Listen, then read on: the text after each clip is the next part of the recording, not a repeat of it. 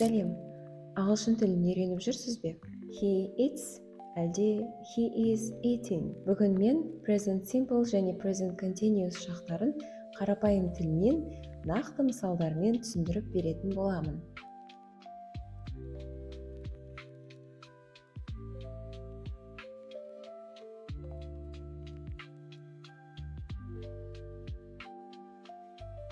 Видеоны соңына дейін көруге кеңес беремін. Себебі видео соңында мен present simple және continuous шақтарының ұқсастықтары және айырмашылықтары туралы нақты салыстырып айтып беретін боламын. Бірінші, жеке тоқталып өтейік. Present simple дегеніміз не? Күнделікті іс-әрекеттер. Яғни күнде, әр аптада, әр кеш сайын қайталанатын іс-әрекеттер. Мен күнде істеймін, ол үнемі соны істейді деген сияқты мағынадағы сөйлемдерде қолданамыз. Мысалы, I go to school every day. Мен мектепке күнде барамын. She drinks tea every morning. Ол күнде таңертең шай ішеді. They play football on Sundays. Олар әр жексенбі сайын футбол ойнайды. Always, often, usually, sometimes, never, every day. Бұл сөздер present simple шағына тән сөздер. Яғни қосымша бізге түсінуге көмектесетін, нақты уақытты айтуға көмектесетін кілттік сөздер. Екінші қолданылатын кез фактілер және жалпы шындық. Яғни ғылыми дәлелденген табиғи құбылыстар, өзгермейтін шындықтар. Мысалы, күн шығыстан шығады. Бұл өзгермейтін табиғи құбылыс. Water boils at 100 degrees Celsius. Су 100 градуста қайнайды. Бұл өзгермейтін факт. Birds fly. Құстар ұшады. Табиғи құбылыс. Cats hate water. Мысықтар суды ұнатпайды. Бұл айтылғанның барлығы ғылыми зерттеулердің нәтижесі, немесе табиғи құбылыстар және өзгермейтін шындықтар. Present simple'ды қолданатын үшінші жағдай. Ол кестелер, график, немесе жоспар. Яғни ресми кестемен жүретін заттар. Поезд, автобус, ұшақ, киноның уақыты, театрдың уақыты, сабақ кестесі. Мысалы, поезд 6-да келеді. Сабақ 9-да басталады. Бұл нақты бір уақытқа байланысты әрекеттер. The train leaves at 6 p.m. Поезд 6-да кетеді. The movie starts 8. Кино 8-де басталады. My class begins at 9 a.m.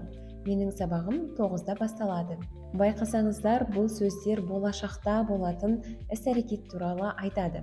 Бірақ та шатастырмаймыз. Бұл сөйлемдер болашаққа қатысты болса да, present simple'ды қолданамыз. Себебі бұның барлығы нақты өзгермейтін кестемен, графикпен, жоспармен жүретін іс-әрекеттер. Сіздерге қысқаша еске сақтау үшін мына кестені ұсынамын.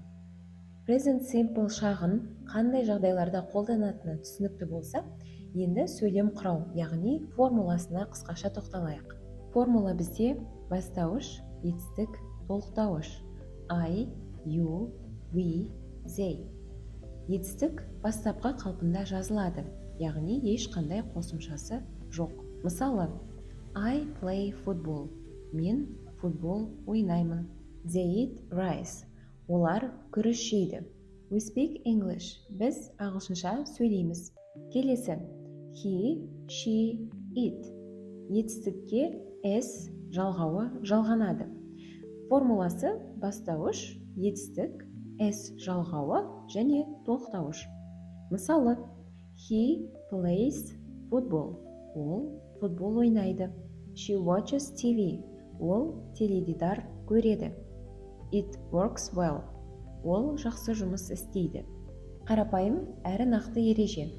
Егер де бастауыш I, you, we, they болса, етістік өзгермейді. Ал егер де бастауыш he, she, it болса, етістікке s жалғауын жалғаймыз. Яғни present simple күнделікті, әр күн сайын, апта сайын, таңғы, кешкі, жалпы өміріңіздегі әдеттеріңіз туралы айтқанда қолданасыз. Өзгермейтін ғылыми фактілер, табиғи құбылыстар туралы айтқанда және де болашаққа қатысты болса да кестемен, белгілі бір уақытпен жүретін іс-әрекеттерді айтқанда қолданамыз. Келесі бізде present continuous шағы. Қазақшасы дәл қазіргі шақ. Яғни дәл қазір болып жатқан, дәл осы сәтте іске асып жатқан әрекеттерді айтады. Формуласы бастауыш am is are, етістік және ing жалғауы. Қарапайым тілмен түсіндірсем, бастауыш ол бізде іс-әрекетті істейтін адам. I, you, he, she, it, we, they. Am is are дегеніміз to be етістігінің шаққа сай түрі, яғни қосымша көмекші сөз. I am, he, she, it, is, you, we, they, are. Етістік және ing жалғауы. Негізгі дәл қазір істелініп жатқан іс-әрекетті айту үшін етістікке ing жалғауын жалғаймыз. Go, going, eat, eating. Қарапайым мына кестемен есіңізде оңай сақталады. Ортақ белгілері. Екеуіне де етістіктің қарапайым түрін қолданамыз. Және екеуі де қазіргі шаққа жатады. Күнделікті сөйлеу барысында өте жиі қолданылатын шақтар. Енді айырмашылықтары. Қашан қолданылады? Present simple жиі, үнемі, күнделікті, яғни рутиналар, фактілер, әдеттер туралы айтқанда қолданамыз. Present continuous қазір, дәл осы шақта, уақытша болып жатқан іс-әрекеттер. Формуласы present simple. Мысалы, he eats, I go, we play. Present continuous.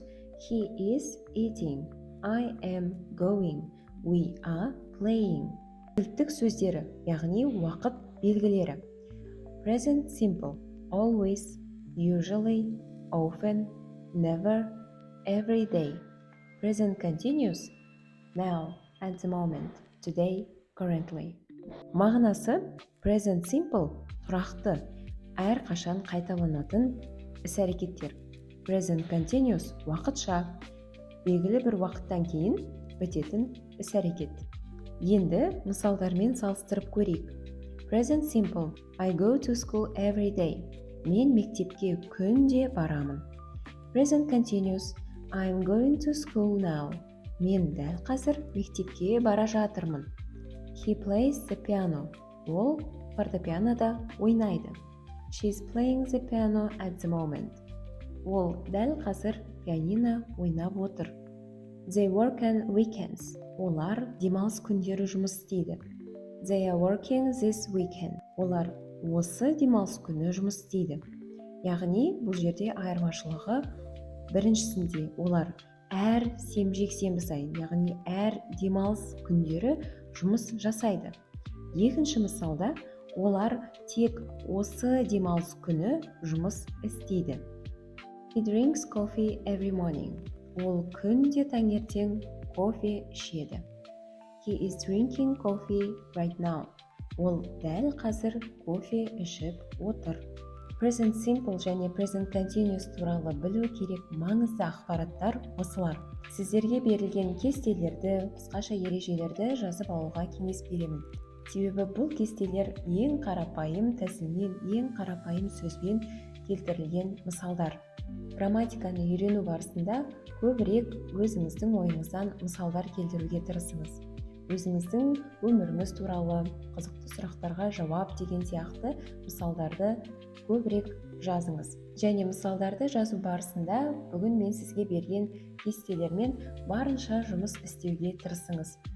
Бұл арқылы сіз қателерді жібермей, грамматиканы дұрыс әрі нақты қысқаша жолмен тез меңгере аласыз.